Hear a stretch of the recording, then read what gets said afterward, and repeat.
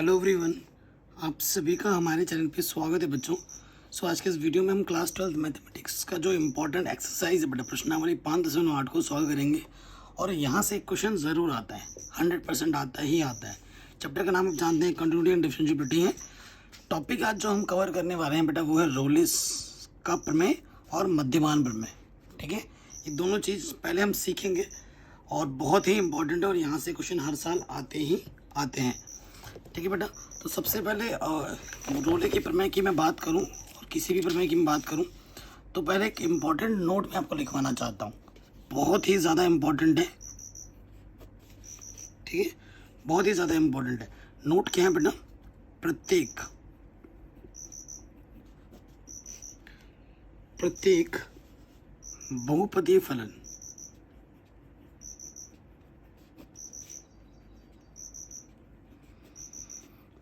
बहुपदीय फलन जो होता है बेटा सतत व अवकलनीय होता है।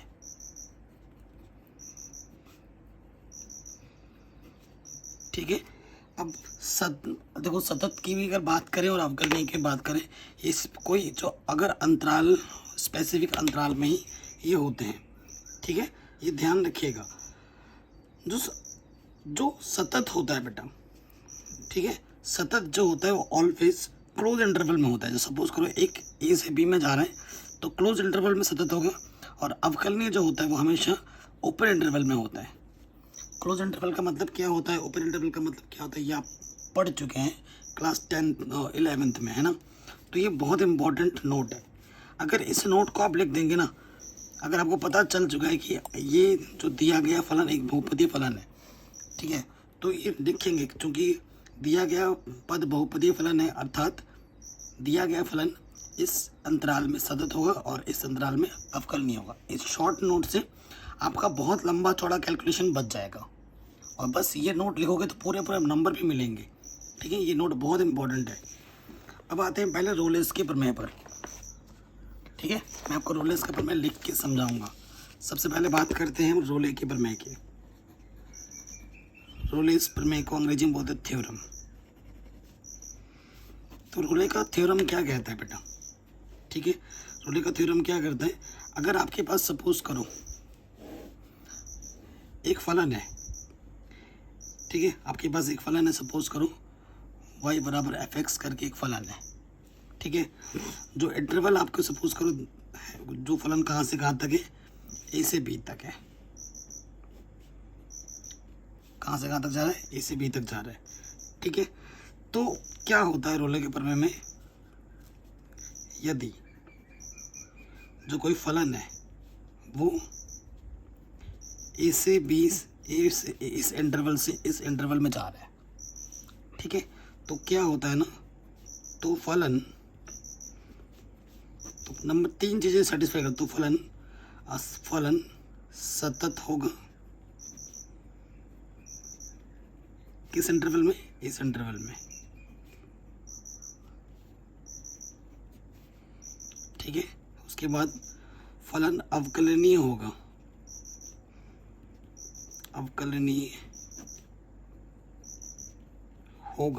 किस इंटरवल में?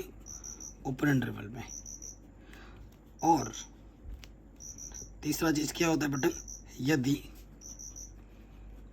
फंक्शन ए का मान फंक्शन बी के बराबर आ जाए।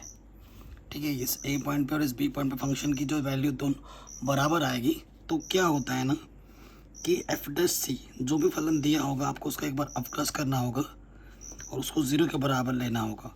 और ये जो इसको हल करने के बाद जो c आएगा ना, वो इस इंटरवल के बीच में होना चाहिए, इस इंटरवल के बीच में होना चाहिए।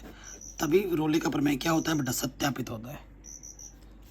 तभी रोले का प्रमेय क्या होगा? सत्यापित होगा। मैं फिर से बता रहा हूँ, रोले के प्रमेय में क्या देखते हैं, फलन सतत होना चाहिए क्लोज इंटरवल में, अवकलनीय होना चाहिए ओपन इंटरवल में, और fa का मान fb के बराबर होना चाहिए। तो f' का मान 0 के बराबर लेंगे और c का मान जो आएगा वो इस इंटरवल के बीच में होना चाहिए। ठीक है, ना ए होना चाहिए ना बी होना चाहिए, इसके बीच में होना चाहिए। अगर ये सारी चीज़ों को वो संतुष्ट करेगा तब जाके रोले के प्रमेय आपका सेटिस्फाइड होगा।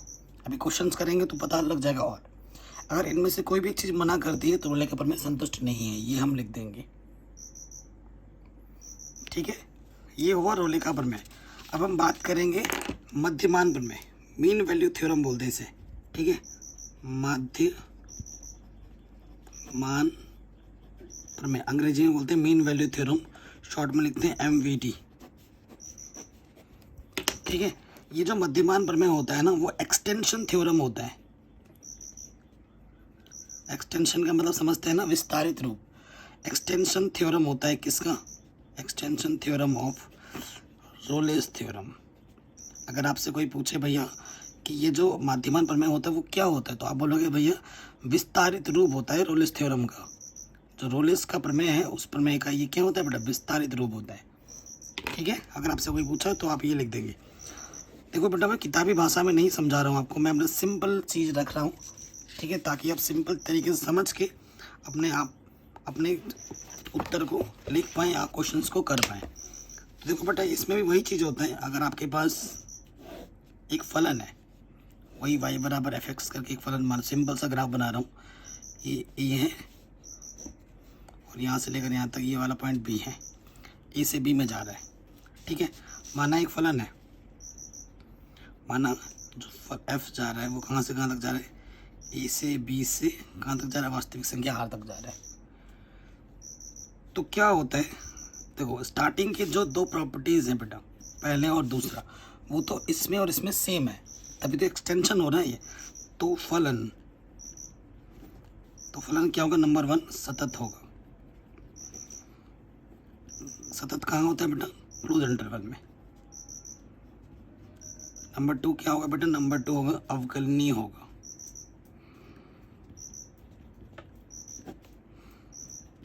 ठीक है, अवकलनीय कहाँ होगा बेटा? ओपन इंटरवल में। ठीक है, उसके बाद क्या होता है, और आपको क्वेश्चन में इंटरवल दिया होगा, इसकी टेंशन मत लो, इंटरवल दिया होगा। ठीक है, तो नंबर के क्या होता है, तो इसमें देखना होता है कि f' जो होता है बेटा, वो FB माइनस FA बट्टे में B माइनस A होता है। ठीक है, तो यहाँ से जो हमें C मिलेगा ना, वो कहाँ होना चाहिए? इस इंटरवल के बीच में होना चाहिए। ठीक है, तब इसे बोला जाता है मध्यमान प्रमेय। अगर ये सभी चीज़ों को संतुष्ट करता है तब जाके मध्यमान प्रमेय आपका संतुष्ट होगा, नहीं तो नहीं होगा। तो देखो बेटा, ये 2 स्टेप है। f' इसमें भी हम निकाल ही रहे थे, उसको 0 के बराबर रख रहे थे। तो ये एक्सटेंशन है, उसका विस्तारित रूप है, तभी इसका नाम मध्यमान प्रमेय है। और मध्यमान प्रमेय को हम extension theorem of Rolle's theorem कहते हैं। विस्तारित रूप है ये रोलेस थ्योरम का। तो ये पेज में मैंने एक ही पेज में सारा कुछ लिख दिया है। ठीक है, इसे आप शॉर्ट तरीके से आप कॉपी में लिख सकते हैं। अब हम करेंगे इस पर बेस्ड क्वेश्चंस। ठीक है, जो प्रश्नावली है 5.8 वो हम करेंगे, बहुत ही ज़्यादा इम्पोर्टेंट है। और यहाँ से क्वेश्चन आता ही आता है, गारंटी के साथ, गारंटी है मेरी। ठीक है बेटा, तो पहले प्रश्नावली 5.8 खुद से करेंगे सारे क्वेश्चंस। और ये जितने में उदाहरण है बेटा, ये मेरी तरफ से आप लोगों को होमवर्क है। ठीक है, ये आप आराम से हंसते हंसते कर लेंगे, आसान है, सॉल्व है। ठीक है, तो मैं मानता हूँ बेटा, अगर आप क्वेश्चंस कर रहे हैं, वीडियोस देख रहे हैं, तो जब तक आप क्वेश्चन खुद से नहीं लगाओगे तो आप वो कुछ सीख नहीं रहे हो। ठीक है, मैं उदाहरण नहीं करवाता हूँ, इसका एक बड़ा रीज़न है क्योंकि उदाहरण ऑलरेडी सरल हुआ होता है, सॉल्व किया होता है। ठीक है, सो मैं आपका टाइम वेस्ट नहीं करता हूँ। मेरे लिए सबसे जो अनमोल चीज़ है वो टाइम है, और मैं स्टूडेंट्स का टाइम कभी वेस्ट नहीं करता फालतू चीज़ें बोलकर वीडियोस में, या फिर हंसी मजाक करके, दांत फाड़ कर, या फालतू के क्वेश्चन ऐड करके। ठीक है, मैं अपनी वीडियोस की लेंथ कभी नहीं बढ़ाता। ठीक है, तो बेटा ये मेरे पहले ही मैं आपको होमवर्क दे दूँ, उदाहरण नंबर 42 और उदाहरण नंबर 43 मेरी तरफ से होमवर्क है। ये होमवर्क अब तभी करेंगे जब ये वीडियो पूरा देख लेंगे, और ये मेरा दावा है, ये हंसते हंसते कर देंगे। ठीक है बेटा, चलिए स्टार्ट करते हैं प्रश्नावली 5.8। क्वेश्चन नंबर 1 क्या बोल रहे हैं बेटा? ये आपका फलन है। देखो बेटा, फलन दिखिए कैसा फलन है, कमेंट में बताओ मुझे कैसा फलन है। और x जो आ रहा है इस इंटरवल से आ रहा है, इंटरवल भी आपको दिया होगा, फलन भी आपको दिया होगा, मैंने बोला था। के लिए रोले के प्रमेय को सत्यापित कीजिए। ठीक है, रोले के प्रमेय को सत्यापित करना है, ये चीज़ हमसे बोली गई है। ठीक है। तो इसको कैसे किया जाता है, क्वेश्चंस को कैसे लिखेंगे अब एग्जाम में, वो मैं आपको बता रहा हूँ। ये पहला क्वेश्चन है, सिंपल तरीके से बताऊंगा। देखो बेटा, दिया है, ठीक है, दिया गया जो फलन एफ एक्स करके लिखेंगे। एफ एक्स हमें दे रखा है एक्स स्क्वायर, ठीक है, x square plus 2x minus के 8। और जो x आ रहा है बेटा वो कहाँ से आ रहा है, इस इंटरवल से आ रहा है। कोई दिक्कत नहीं है, कोई परेशानी नहीं है, ठीक है बेटा। सो देखो बच्चों, यहाँ पे एक चीज़ क्या है ना, हमारे पास a पता है, हमें हमारा b पता है। बताओ बेटा कमेंट सेक्शन में a कितना है। a आपका कितना है बेटा, -4, और b आपका कितना है, +2। ठीक है, वो चीज़ आप लिख लेंगे और फिर सॉल्व करेंगे। सो देखिए बेटा, यहाँ लिखेंगे चूंकि ए के स्थान पर -4 है और बी के स्थान पर +2 है। ये जो फलन हमें दे रखा है बच्चों, ये कैसा फलन है, ये एक बहुपद है, बहुपदी फलन है। लिखेंगे चूंकि दिया गया फलन एक बहुपदीय फलन है, जैसे एग्जाम में लिखना है ना बेटा वैसे लिखा रहा हूँ, बहुपदी फलन है तथा हम जानते हैं कि प्रत्येक बहुपदी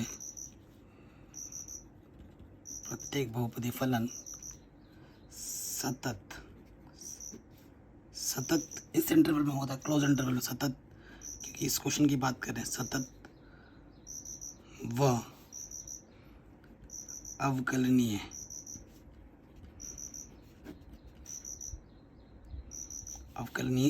यहाँ से होता है। सो देखो बेटा, इस स्टेटमेंट का फायदा क्या हुआ, आपका बहुत सारा कैलकुलेशन बच गया। अगर आप सतत चेक करते, ठीक है, तो उसके लिए अलग प्रोसीजर है जो कि आपने 5.1 में सीखा है, 5.2 में सीखा है। आप कल नहीं करते तो 2-3 पेज आपका बच गया सिर्फ इस 2 लाइन से। 2-3 पेज कैलकुलेशन बच गई और इसके पूरे नंबर मिलेंगे। ये कोई शॉर्टकट नहीं है, ठीक है, ऐसे ही लिखना है। ये लिखने के साथ साथ आपके ये वाला स्टेटमेंट और ये वाला स्टेटमेंट ऑलरेडी प्रूव हो गया, अब बस इतना बचा हुआ है। अब ये चेक करके देखो एफ ए, अब हम चेक करेंगे एफ ए यानी कि f-4। तो बेटा ये x दिख रहा है फलन में, जहाँ जहाँ x है वहाँ -4 रखो। तो 4 चौको 16, नेगेटिव पॉजिटिव 8 और 8 -16, ये आ गया 0। अब चेक करो बेटा एफ बी, बी कितना है बेटा 2, x की जगह पर 2 रखो। 4 और 4 तो यह 8 -8, ये भी 0 बराबर आ गया, चूंकि एफ ए बराबर एफ बी। ठीक है, अब हमें क्या करना होता है नेक्स्ट स्टेप में बेटा, एफ डैश सी यानी कि अवकलज करना होता है। हमारे पास एफ एक्स क्या है बच्चा, एफ एक्स हमारे पास ये है, तो हमें इसका एक बार अवकलज करना है। एक्स स्क्वायर का प्लस 2x का प्लस 2 और -8 कांस्टेंट का प्लस 0। तो यहाँ एफ डैश सी क्या हो जाएगा, 2c + 2। एक्स की जगह पे क्या रख दिया c, चूंकि हमें क्या करना होता है बेटा, एफ डैश सी को क्या रखना होता है 0 के बराबर, ठीक है ना, 0 के बराबर रखेंगे, यानी कि 2c + 2 0 के बराबर रखोगे, प्लस का 2 इधर आके माइनस का 2, 2 1 कम 2 है ना, तो c का मान आ जाएगा -1। क्लियर, c का मान -1 है, अर्थात ये जो c आया है बेटा -1, ये जो c है बेटा क्या इस इंटरवल के बीच में है, -4 और 2 के बीच में, बिल्कुल है। अगर -4 आता या फिर -2 होता तब बात नहीं बनती, इनके बीच में आना चाहिए। अब देख लो नंबर लाइन पे ये 2 है और ये -4 है, यहाँ कहीं -3 आएगा, -2 -1 0, यहाँ 1। तो ये जो -1 आया है इनके बीच में है ना, बीच में, तो ये सारे प्रॉपर्टी को संतुष्ट कर रहा है। तो लिखेंगे चूंकि यहाँ सभी सभी नियम संतुष्ट हैं, अर्थात रोलिस का प्रमेय संतुष्ट है। ठीक है, इस तरीके से आपको लिखना है। कोई दिक्कत, कोई परेशानी नहीं होनी चाहिए। आराम से हो गया बेटा, है कि नहीं? अगर आपको किसी भी क्वेश्चन में थोड़ा सा भी डाउट या दिक्कत लगे तो आप वीडियो को एक बार दोबारा देख सकते हैं। ठीक है, ये क्वेश्चन हो गया। नंबर आगे बढ़ो। कह रहे जांच कीजिए कि क्या रोले का प्रमेय निम्नलिखित फलनों में से किन किन पर लागू होता है। इन उदाहरणों से आप क्या रोले के प्रमेय के लिए विलोम के बारे में कुछ कह सकते हैं, ये भी हमसे पूछ रहे हैं। ठीक है, सो देखो बेटा, रोले के प्रमेय के विलोम के बारे में पूछ लिए तो उसके बारे में भी हमें बात करनी पड़ेगी। ठीक, तो सेकंड पे आ जाते हैं। सेकंड का फर्स्ट पार्ट, ठीक है बच्चों, दिया है। जो फलन है बेटा fx, वो हमें दे रखा है ये चीज, और x कहाँ से आ रहा है बेटा? x आ रहा है यहाँ से। अभी आप पढ़ के आए हो, ये जो फलन है बेटा, ये कैसा फलन है? ये एक ग्रेटेस्ट इंटीजर फंक्शन बोलते हैं, महत्तम पूर्णांक फलन। महत्तम पूर्णांक फलन है ये। कैसे पता लगा हमें? बड़े वाले ब्रैकेट को देख के हम जानते हैं, चूंकि प्रत्येक महत्तम पूर्णांक फलन, ठीक है, प्रत्येक महत्तम पूर्णांक फलन ना तो सतत होता है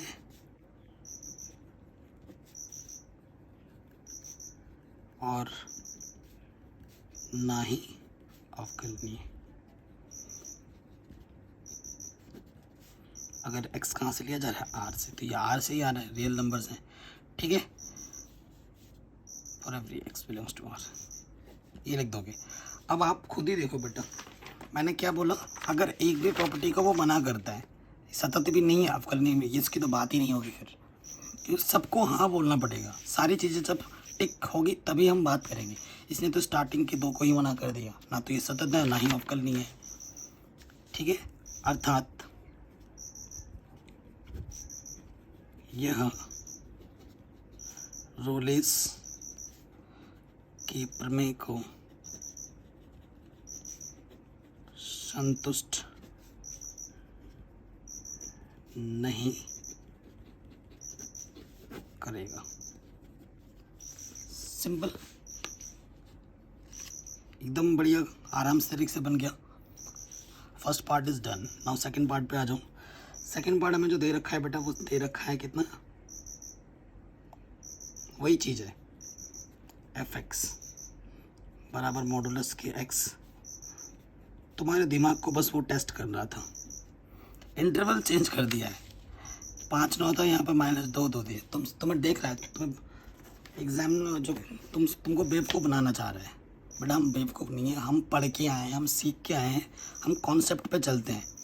भैया तुम 5 9 लिख के तुम हमें हाँ -2 2 लिख रहे हैं, पागल समझ रहे हो क्या हमको? तो जो चीज़ आप यहाँ पे लिखा है ना, वही चीज़ आप यहाँ लिख दोगे। भाई रियल नंबर x में कोई भी वास्तविक संख्या क्यों ना हो, फ़र्क ही नहीं पड़ता अपन को, है ना? सो ये चीज़ क्या हो जाएगी बेटा, किसी भी पॉइंट पर ये सतत नहीं होगा, नहीं अवकलनीय होगा। जो चीज़ आपने यहाँ लिखा है ना बेटा, वही चीज़ आप यहाँ पर दोबारा लिख दोगे। तो ये सेकंड पार्ट भी आपका क्या होगा बेटा, रोले के प्रमेय को संतुष्ट नहीं करेगा। जो यहाँ लिखा है वही डिक्टो कॉपी करके यहाँ लिख देना है, कॉपी पेस्ट। ठीक है, कोई दिक्कत नहीं है।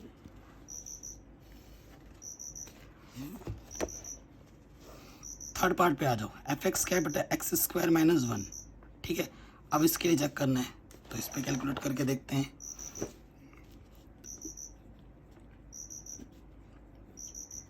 दिया है जो फलन है एफ एक्स बेटा वो क्या है एक्स स्क्वायर माइनस के 1, और एक्स कहाँ से आ रहा है बेटा, एक्स जो आ रहा है मेरा 1,2 से आ रहा है। ठीक है, क्योंकि ये जो फलन है बेटा आप खुद ही देख पा रहे हो ये एक बहुपदी फलन है।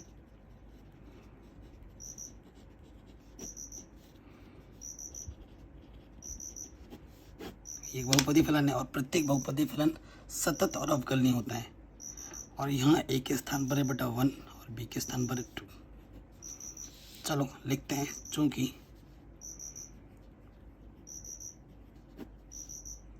प्रत्येक ऐसे लिखो दिया गया फलन बहुपदी फलन है और हम जानते हैं प्रत्येक बहुपदी फलन सतत, अब ये इंटरवल दे रखा तो ये लिखेंगे सतत इंटरवल सतत होगा तथा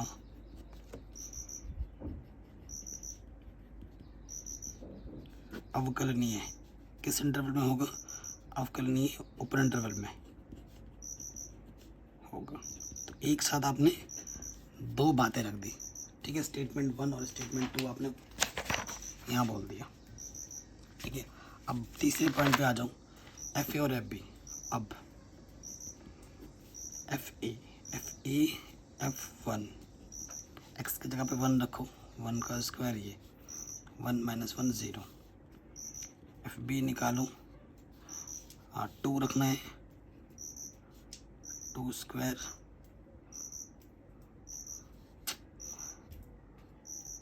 माइनस के 1 तो 4 - 1 यानी कि 3 आ जाएगा।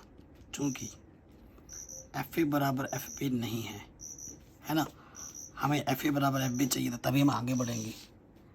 तो एफ ए बराबर एफ बी है ही नहीं, देखो इस प्रॉपर्टी को ये मना कर रहा है, बराबर होने चाहिए थे। क्योंकि एफ ए बराबर एफ बी नहीं है अर्थात यह रेखा पर में संतुष्ट नहीं करेगा। ठीक है, ये आपका आंसर हो जाएगा। इतना आसान और इतना इजी था, हंसते हंसते हो गया, कोई दिक्कत नहीं है ना। अगर आप पीछे से भी चलोगे तो भी इसको ये मना ही करेगा, ये आप लिख दोगे। ठीक है, चाहे आगे से स्टेटमेंट पकड़ो या पीछे से पकड़ो, मना करेगा हर बार। आगे आते हैं नेक्स्ट क्वेश्चन में, इम्पोर्टेंट है। कह रहे हैं यदि कोई फलन -5 से 5 और R में एक सतत फलन है और f' किसी भी बिंदु पर शून्य नहीं है तो सिद्ध कीजिए, किसी बिंदु पर शून्य नहीं है। अच्छा, तो सिद्ध कीजिए f-5 और f5 आपस में बराबर नहीं होंगे। ठीक है, बहुत ही आसान क्वेश्चन है। देखो बेटा कैसे लिखेंगे, क्वेश्चन नंबर 3 है, मस्त क्वेश्चन है, सिंपल सा दिया है। जो मेरा फलन है वो कहाँ से कहाँ जा रहे हैं, जो f है वो -5 से 5 R में जा रहे हैं और एक सतत फलन है, एक सतत फलन है।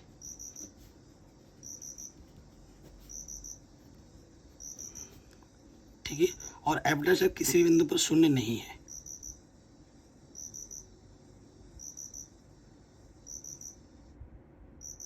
ठीक है, चूंकि f' किसी भी पॉइंट पर शून्य नहीं है, ये हमें दिया गया है, ये हम खुद से नहीं बोल रहे। देखो अगर ये चीज़ शून्य नहीं है तो अगर शून्य होता है, मैं आपको स्टेटमेंट दिखाता हूँ ना, जो हमारे पास स्टैंडर्ड स्टेटमेंट, अगर ये चीज़ शून्य होती है तब ये चीज़ आपस में बराबर होता है। अगर ये चीज़ शून्य नहीं है तो ये चीज़ आपस में बराबर भी नहीं होगी। इसका सीधा सीधा मतलब है कि f-5 और f5 आपस में बराबर नहीं होंगे।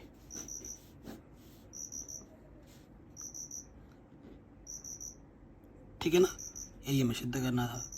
आंसर हो गया। ठीक है, अगले पार्ट पे आ जाओ। थोड़ा सा मैंने एक्सप्लेनेशन कम रखा है। ठीक है, आप क्या लिख सकते हो कि दिया गया फिल्म सतत है, सतत के किस इंटरवल पे होता है, इस इंटरवल पे होता है, क्लोज इंटरवल पर। ठीक है, तभी जाके वो रोले के प्रमेय को संतुष्ट करता है।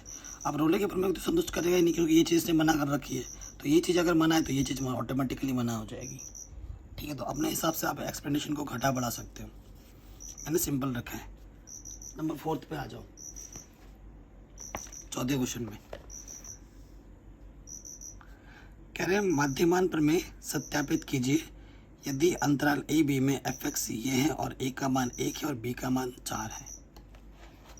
ठीक है, बहुत ही आसान क्वेश्चन है। मध्यमान प्रमेय की बात करनी है। अब तक रोले रोले किया, अब हम करेंगे मध्यमान। तो देखो बेटा, दिया है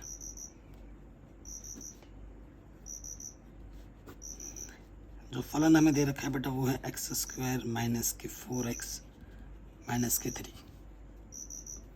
जो ए हमें दे रखा है क्वेश्चन में वो दे रखा है 1, और जो बी हमें दे रखा है वो दे रखा है 4। चूंकि ये बहुपदी फलन है, आपको दिख ही रहा है, चूंकि दिया गया फलन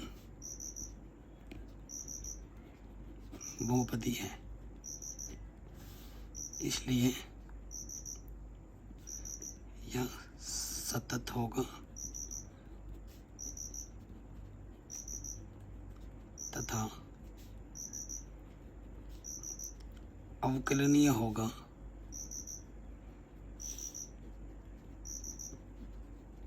एक स्टेटमेंट में दो चीजें प्रूफ हो गई। ठीक है, अब हमें क्या करना होता है मध्यमान में, उसके बाद हमें चेक करना होता है f' डायरेक्ट। एक बार अवकलज करना होता है FB माइनस FA का मान निकालना होता है, फिर हम देखेंगे, है ना। सो देखो बच्चों, नाउ अब हम एक बार इसका अवकलज कर लेते हैं f'। देखो x² का अवकलज क्या होगा बेटा 2x, 4x का अवकलज 4 बाहर x का अवकलज 1 और 3 का अवकलज 0। तो यहाँ से f' क्या आ गया बेटा 2x माइनस के 4। ठीक है, अब फिर हम यहाँ पर FA निकाल लो। FA मतलब तो F1, x की जगह पे 1 रखो तो ये आ जाएगा 4 और ये 3 माइनस के 7 और ये माइनस के 6। फिर FB निकाल लो, x की जगह पे 4 रखना है, 4 चौको 16, 4 चौको 16, ये कटा क्या गया बेटा माइनस के 3। ठीक है, अब हमें क्या करना होता है f' जो होता है वो होता है FB माइनस के FA बट्टे में B माइनस A। तो f' x की जगह पे बस C रख दो, 2C माइनस 4। FB का मान कितना है माइनस के 3, FA का मान है माइनस के 6, B माइनस A, B का मान कितना है 4, A का मान है 1। ठीक है, तो यहाँ से आ जाएगा 2C माइनस 4 प्लस का 6, 3 बट्टे 3, 1 माइनस का 4 प्लस का 4 हो जाएगा 5, 2 मल्टीप्लाई में इधर डिवाइड में C की वैल्यू आ जाएगी 2.5। ठीक है, चूंकि जो C है बेटा 2.5 होता है, क्या इस इंटरवल के बीच में है?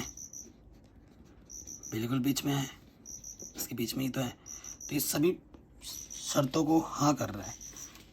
देखो फलन आपका सतत भी है, अवकलनीय भी है। ठीक है, और उसके बाद जो C आना चाहिए वो इस क्लोज इंटरवल के बीच में आना चाहिए था, 1 और 4 के बीच में। 2.5 1 और 4 के बीच में ही आता है, नंबर लाइन में देखोगे तो। ठीक है, तो लिखोगे चूंकि यह सभी को संतुष्ट कर रहा है,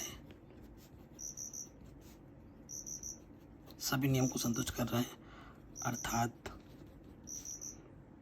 अर्थात MVT मध्यमान, ठीक है, मीन वैल्यू थ्योरम संतुष्ट है। मध्यमान प्रमेय लिखो, MVT लिखो, जो आपको अच्छा लगे वो लिखो। ठीक है, तो ये क्वेश्चन भी आपका आराम से बन गया, कोई दिक्कत नहीं बेटा। अब आते हैं क्वेश्चन नंबर 5 में।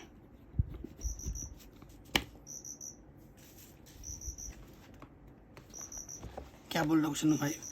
कह रहे मध्यमान प्रमेय सत्यापित कीजिए यदि अंतराल ए बी में ये फलन है और ये ए है ये बी है, f' का मान 0।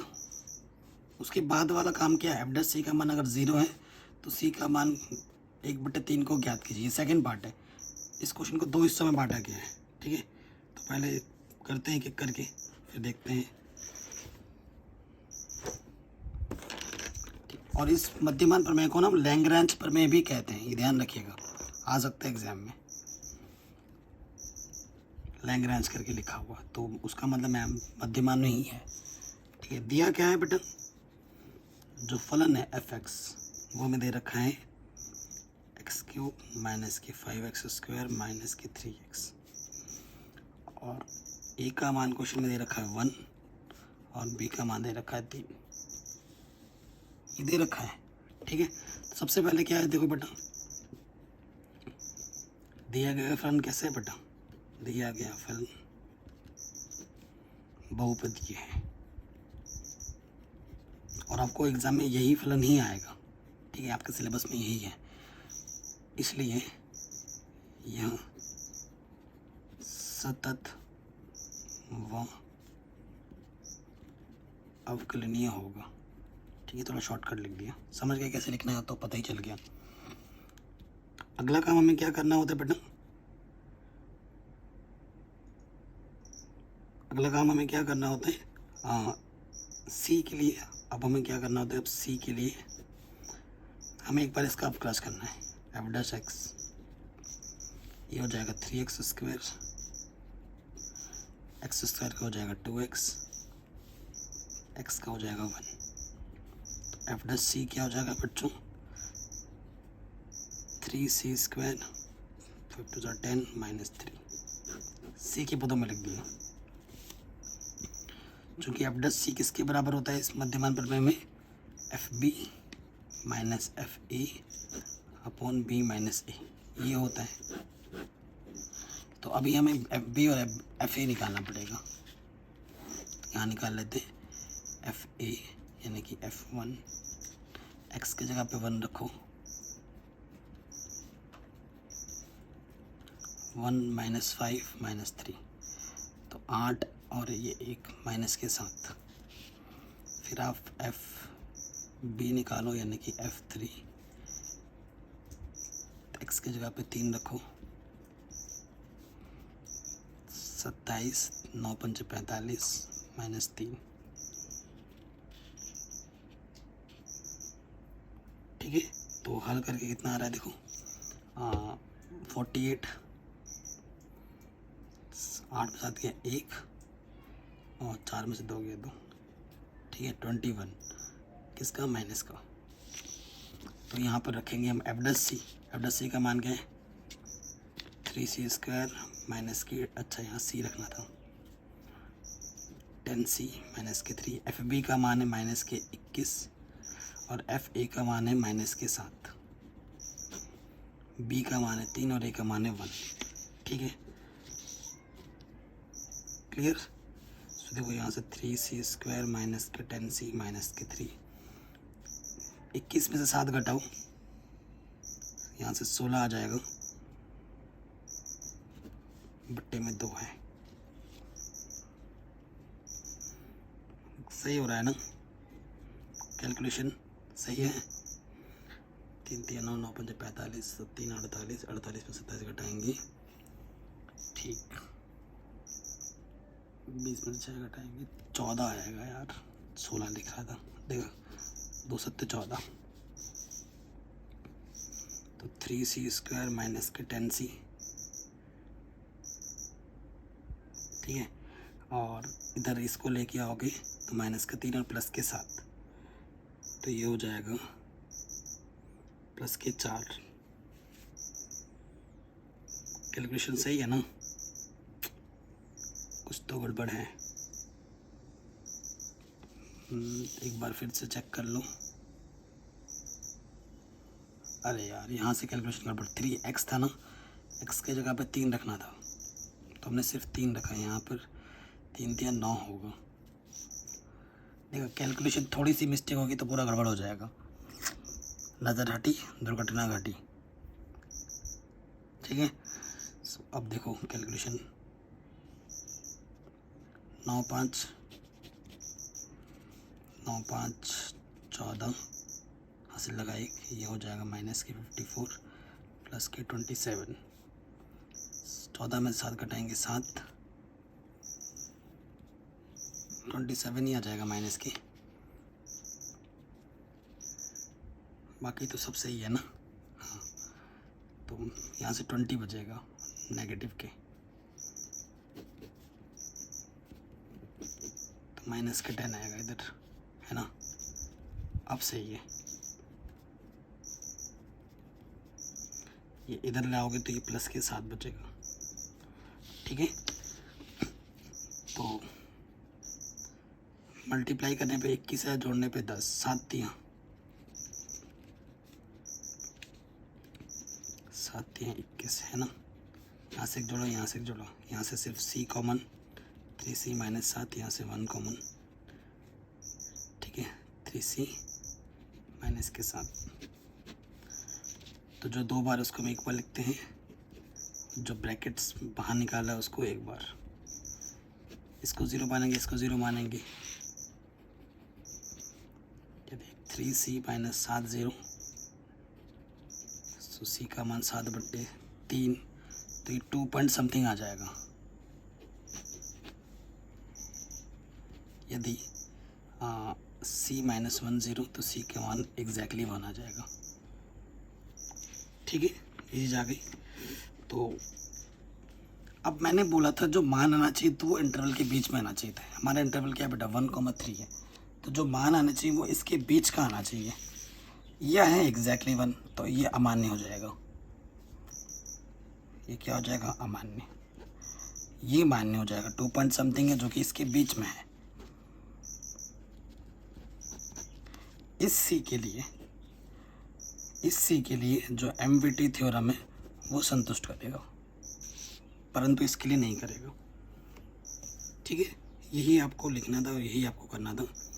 आराम से बन गया ये क्वेश्चन, ठीक है। अब लास्ट क्वेश्चन में आ जाओ।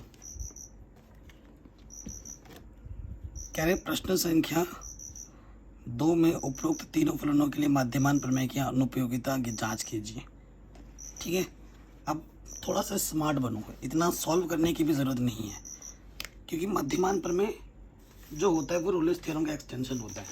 अभी जस्ट आपने किया था, क्वेश्चन नंबर 2 कहाँ है यार, पेज में ही लिख रहा हूँ, कहाँ है, हाँ ये हमने अभी किया था।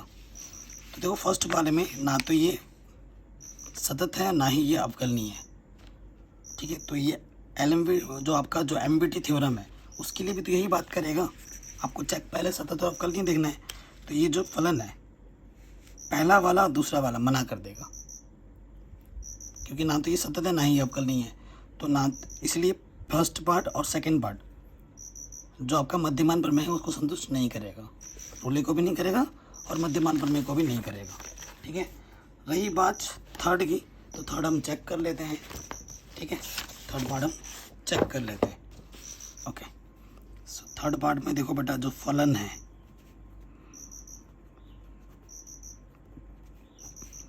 क्या दिया हुआ है बेटा, x² माइनस k1। ये सब हमको नहीं कर रखा है। ये फलन कैसा है बेटा, बहुपदी है, ठीक है। बहुपदी है तो ये सतत भी होगा और ये अवकलनीय भी होगा, ठीक है। लिखना कैसे वो तो पता ही है आपको। और आपको जो क्वेश्चन में इंटरवल दे रखा है, ए की जगह 1 और बी की जगह 2 दे रखा है, थर्ड पार्ट में ना ए की जगह 1 और बी की जगह 2 दे रखा है। अब हमें क्या करना होता है बेटा, एफ ए निकाल लो पहले, ज़रूरत पड़ेगी एफ ए। एक्स की जगह पे 1 रखना है ना, तो 1 का इसका ये आ गया 0। एफ बी एक्स की जगह पे 2 रखो तो ये आ जाएगा 3, ठीक है। अब हमें क्या करना होता है, एफ डस सी जो कि होता है एफ बी माइनस के F E upon B minus A, ठीक है ना। एक बार इसका आप क्लच करेंगे तो देखो एफ डैश एक्स करोगे तो एफ एक्स हमारे पास है x² माइनस के 1, तो ये हो जाएगा 2x, है ना। तो एफ डैश सी के फॉर्म में लिखोगे तो x की जगह c लिखो, ठीक है। तो एफ डैश सी क्या आ जाएगा बेटा, 2c, यहाँ रखो, ये तो है बेटा 2c। एफ बी का मान 3 है, एफ ए का मान 0 है और 2 - 1 तो यहाँ से आ जाएगा 3/1 यानी कि 3। सो सी का मान आ जाएगा 3/2 यानी कि 1.5। और 1.5 इस इंटरवल के बीच में आता है, जो 1.5 है वो इस इंटरवल के बीच में आता है। अगर ये नंबर लाइन खींचोगे, ये 2 है, ये 1 है, तो 1.5 इसके बीच में आएगा। 1.5 हमें बीच में ही चाहिए, है ना। तो ये MVT थ्योरम को संतुष्ट करेगा, थर्ड वाला पार्ट, ठीक है। तो इस तरीके से हमारा ये जो सभी सारे क्वेश्चन हैं वो हमने एकदम इजी वे में आसान तरीके से किए हैं। आशा करता हूँ आपको हर एक क्वेश्चन समझ में आया होगा। किसी भी क्वेश्चन में थोड़ा सा भी डाउट या दिक्कत हो तो आप वीडियो को एक बार दोबारा ज़रूर देखें, कोई डाउट नहीं रहेगा। अब आप खुद देखो बेटा, उदाहरण नंबर 43 इतना आसान है, आराम से हो जाएगा। उदाहरण नंबर 42 आराम से हो जाएगा, ठीक है। लेकिन मैं आपको रेकमेंड करूँगा कि आप किताब के तरीके से मत जाना, जैसे मैंने अभी कराया है, जैसे मैंने अभी आपको सिखाया है, बिल्कुल वैसे ही करना। सभी चैप्टर्स मैंने करा रखे, लिंक्स मिल जाएंगे आपको डिस्क्रिप्शन पे। एकदम सिंपल एंड स्वीट तरीके से कराएं। आप एग्ज़ाम में लिखेंगे, आपको पूरे नंबर मिलेंगे।